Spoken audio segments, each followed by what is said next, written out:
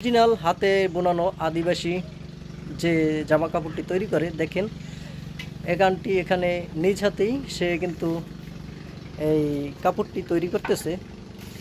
তাই আমরা এখানে চলে আসছি, আসার পরে যেটা একদম স্পষ্টভাবে হাতে তৈরি করে আন্টি কিন্তু সে বুনাইতেছে হাতের তৈরি।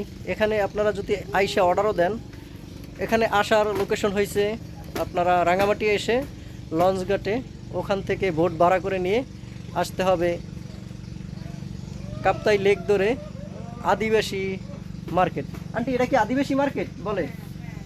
এটা আদিবাসী মার্কেট বলে।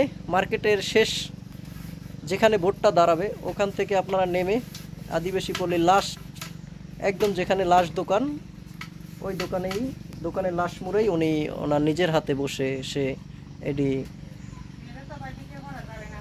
এডি বুনায়। হ্যাঁ, ও ঠিক আছে। আন্টি বলতেছে আসলে সবসময় ভিডিও না, আমি এটা ছেড়ে দিলে আপনার এখানে যদি আমার পেজের যত ফ্রেন্ড আছে আপনার এখানে তো আসতে পারে, ঠিক না? আপনার উপকারের জন্য আমি কিন্তু ভিডিওটা করতেছি, আমার জন্য না। এটা আন্টি আবার বলতেছে যে ভিডিও করা যাবে না।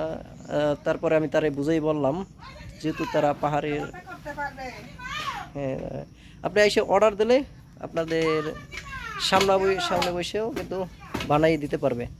তাই ভিডিওটা যদি ভালো লাগে আন্টির এখানে আসবেন, আদিবাসী পল্লী মার্কেট লাস্ট সীমানায় একদম লাস্ট দোকানটা, সে নিজেই এখানে বসে এটি নিজ হাতে তৈরি করে, যার যার পছন্দ যে রকমের যে কালারের সুতা দিয়ে সে কালারের সুতা দিয়ে বানাই দেয়। তো ঠিক আছে, সবাই ভালো থাকবেন। আর আমার ভিডিওটা ভালো লাগলে সবাই লাইক কমেন্ট শেয়ার করে দেবেন। আর ঠিকানাটা আমি আমার এই ভিডিওর নিচেই আমি দিয়ে দেবো, আপনারা ওই লোকেশন ধরে আসতে পারবেন এখানে। সবাই ভালো থাকেন, আল্লাহ হাফেজ।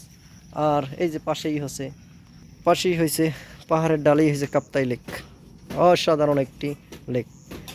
থ্যাংক ইউ, আল্লাহ হাফেজ। অনেক কথা বললাম, যদি ভুল ত্রুটি হয় ক্ষমা করে দেবেন। আর ঠিকানাটা আমি আমার ভিডিওর নিচেই দিয়ে দেবো। আল্লাহ হাফেজ।